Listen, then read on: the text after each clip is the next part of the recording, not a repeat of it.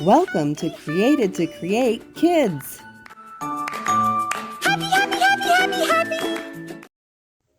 Hey there, all my creative kids. It's Miss Jenny and Mr. Paintbrush here to have another fun artsy day with you.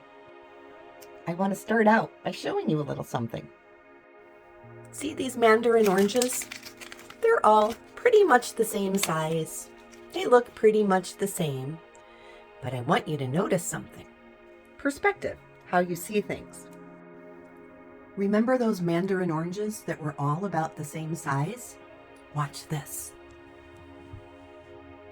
In perspective, the ones that are closer to you appear bigger and more detailed, and the further away they get, they look smaller and with less detail, even though in reality, they're all the exact same size. So to demonstrate how things are bigger in front and smaller the further they are away, we're going to draw a pumpkin patch. All right, everybody, so Miss Jenny's going to use a marker so you can see it better, but I would suggest you use a pencil with an eraser. Okay, the first thing Miss Jenny always starts with is a horizon line. And if you remember, a horizon line breaks up the ground from the sky or the sky from the water. And we're going to use that concept of starting big and working smaller. And we're going to start with our first pumpkin on the bottom, and we're not even going to see the whole thing. So we're going to do a little scoop, and then we're going to make the stem, which is basically two lines, and then an ellipse. Now remember, an ellipse is not a circle, it is more egg-shaped, it's an oval. So we're going to do that, and they usually have some lines going down. And then from there, we're going to draw the pumpkin. And this one is going to be big and coming off the page a bit. So this is where the stem comes out. And then pumpkins kind of have sections with lines. And you want to remember to put the lines in the direction of your objects. So we would be doing circular lines that kind of follow the pumpkin. And then out of the top, we can do some curly cues because they're normally attached to a line and they get those cute little curly cues on there. As we go back, the next one's going to be a little smaller. And we draw it the same way. Just like that.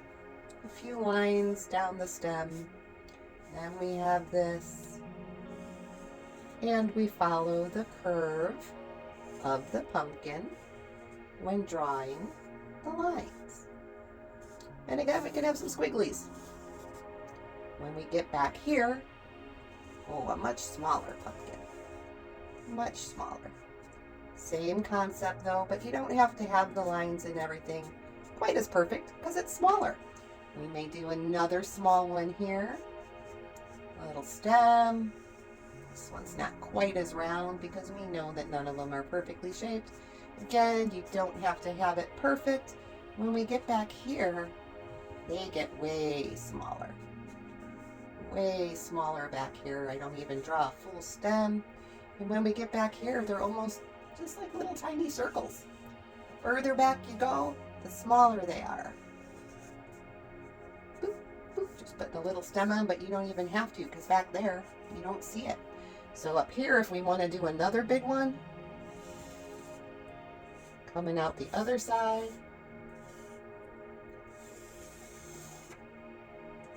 That's where the stem comes out of. Again, you start this way, and this way, and this way. I think you guys get the idea of following the shape of whatever we're drawing. And you can add as many pumpkins as you want, or as few as you want. But the idea is to remember that as we go farther back, they're smaller and less detailed.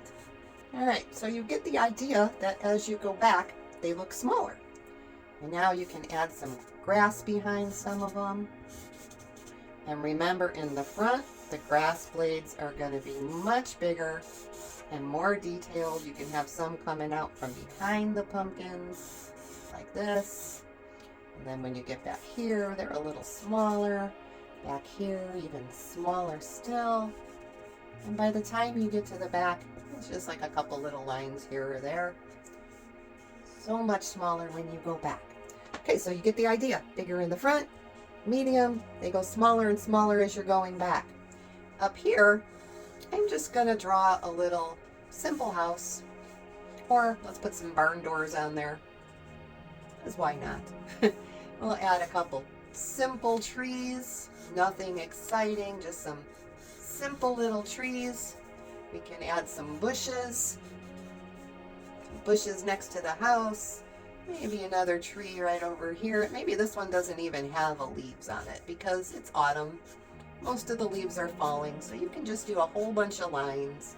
Maybe you want to do another one here. It maybe is more like the first one you drew. A few more bushes. Remember, they're all different sizes. They're not perfect. All right, so next comes the coloring part. So catch up, draw as many pumpkins as you want. Just remember, if you draw a lot, there's a lot of coloring. So get the basic drawing done, and then we'll come back and start coloring. Okay, I have my basic pumpkin colors out, and I'm gonna start with the biggest one, and that one should have the most detail. So if the sun shines back here, it's actually gonna be hitting the backs and the tops of the pumpkins. And we're gonna start with the big one in front, and that one is gonna have the most detail. So if the sun is hitting, this is gonna be the lightest parts right back here, and a little bit coming onto this, and a little bit on the outside. So those are going to be the lightest parts of the pumpkin. The very front is going to be the darkest. So I'm actually going to add a little brown and take it down the line. And if you remember from the last time you might have carved one, pumpkins are not all one color. They are kind of a mixture. Sometimes there's some green parts that haven't quite ripened yet. Sometimes there's a little bit of yellow in there where it hasn't quite ripened. The brown is where it's getting a little too ripened. Then you can have some darker orange in the front, because that is the darker part. And you can go over the green and the yellow. It'll kind of shine through from the bottom. Whoops, sorry about that. And again, darker toward the front, lighter toward the back. You can add some yellow, orange in here. And you can take an even lighter orange, kind of go over the yellow a little bit to blend it together. And I've taken a little more time on this front one because the closer it is, the more detailed it is. The farther away, the less detailed it is. So here we're adding lots of different colors because no pumpkin is just one color. And I know this is taking a little while, but I just want to show you the first couple, and then we'll give a break where you can pause the video and go take your time coloring all your pumpkins exactly the way you want them. All right, so when we take our break, I'm going to come back and make this even darker, but I just wanted you to see how we use multiple shades and colors to kind of bring it all together instead of one solid color. So I'll finish that when we break away. Then next, we would do the stem. Now the stem is usually a combination of browns and greens, depending on how ripe it is, how long it's been sitting in the ground. And again, we want to remember, sun is hitting up here because it's sticking out, but this part's going to be darker. So we're going to add some greens.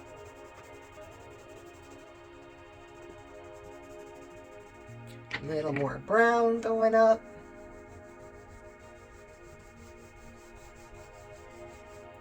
And then once we're done coloring the whole pumpkin, anywhere these little curly cues are, you can just trace over it with green.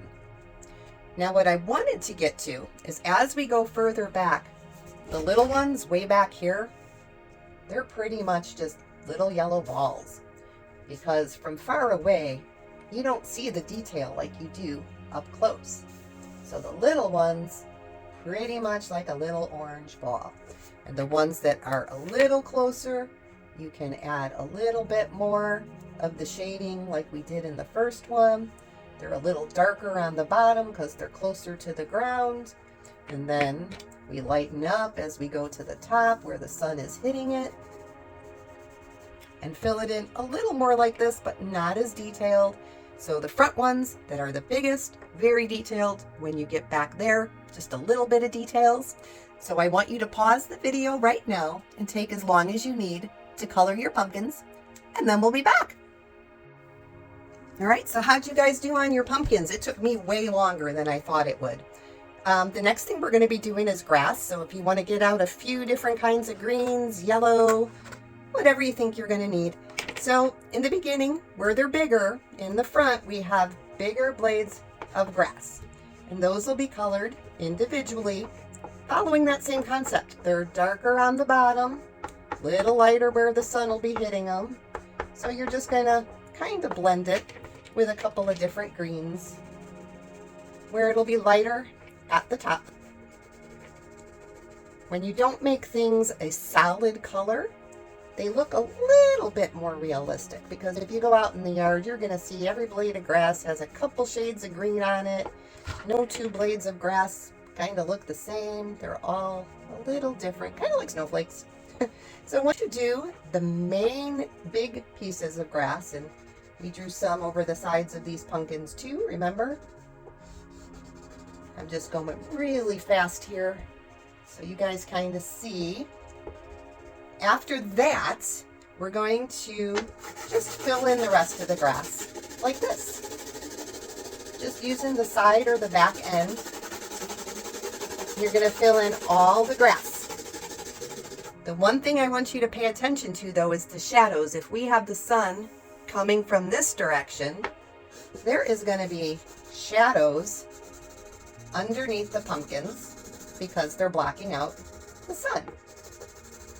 So you're going to want to make the green darker right under the pumpkins, just like this house is going to make a shadow. These trees are going to make a shadow. These trees, the bushes, their shadow's not going to be as long because they're shorter. So you want to think about doing anywhere where there's something getting in the way of that sunshine, and you're going to do a shadow darker underneath those, and then you can do the lighter grass around it, just like that. So it's time to pause again while we fill in the grass. Also, you can do a few little of these so it makes it look not so flat, but remember, when you get back here, they're tiny, almost like dots, just like the pumpkins, a little bigger as you go forward. Few back here, few back, little smaller as we're going back, these little blades of grass, and then you can go right over them with the side of your green. So we're going to take another pause while we all work on the grass. All right, how'd you guys all do on the grass? You got your little grass blades in there and it's looking pretty good. And while you guys were gone, I kind of jumped ahead a little. We keep talking about the sun and how it hits the back of the pumpkins and the tops. So we had to draw a sun, and I just took a yellow crayon and drew a big ball in the sky. We noticed that if there were rays noticeable coming out of the sun, this is how they'd be. So you notice that this is where the sun would hit. This is where the sun would hit. If the rays are going out that way, it would hit that side. And then even on the grass, this part of the grass is going to be a little bit lighter because the sun is shining on it. And then I started thinking about the sky. And instead of just drawing clouds, I lightly outlined them in blue. And then we're going to take the blue crayon and do kind of like what we did with the grass, trying really hard to stay around the outlines of those clouds. Because we don't want to fill in the white spot, but we want to bring the sky up to it. So you're just going to do the same thing you did for the grass up in the sky. You're going to color in the bases of your trees, or go over the branches for the ones that don't have a tree top. And then you have the highlights. Now you just go with different shades of green. So it gets a little darker as less sun is hitting. The sun hits the top of the bushes, but underneath, especially these one, because the house puts a shadow on them, then you can use a mid-tone green to color in the rest. And you don't want the yellow to look too yellow, so you put a little bit of green in there as well. So again, we're going to ask you to take a little pause and go spend as much time as you need doing the sky and doing the bushes. I know I'm kind of rushing through showing you, but then I hope you're taking your time and enjoying the process as you do it. See you back in another minute or two. All right, so we moved on to the last part, which is the house. And once again, I got a little head start on you while you guys were away. And I just wanted to remind you of a few things. The sun rays are coming this way, but that tree is kind of in the way. So it's only hitting the very top portion of the house. So I put some yellow there so I would remember that that's where the sun was hitting. And I think I'm going to change my roof color because I don't really like that purple.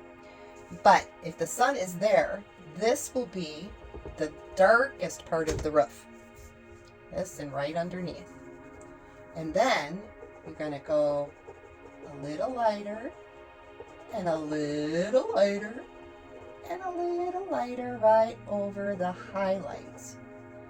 It's also going to be the darkest right under the roof line, because usually the roof sticks past the house just a little bit.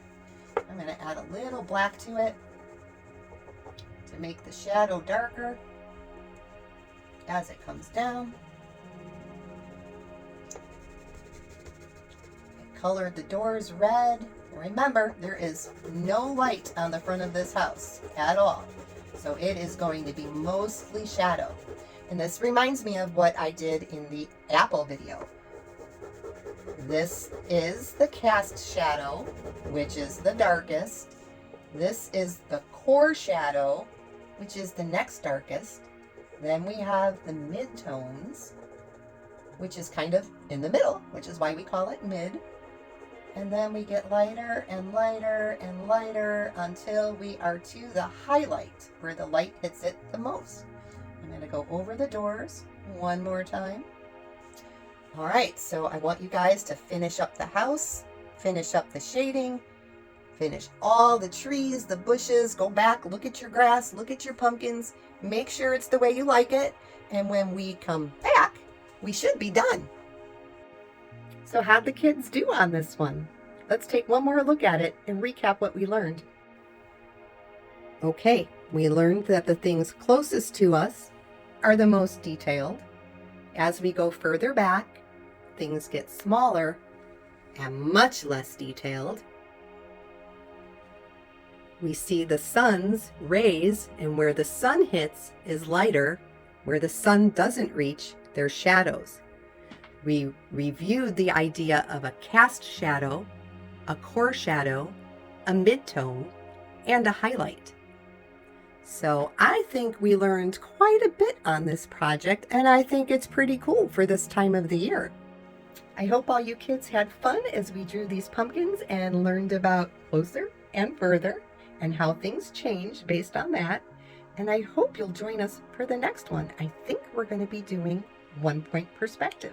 So I hope to see you all back next time. Have a great day, kids.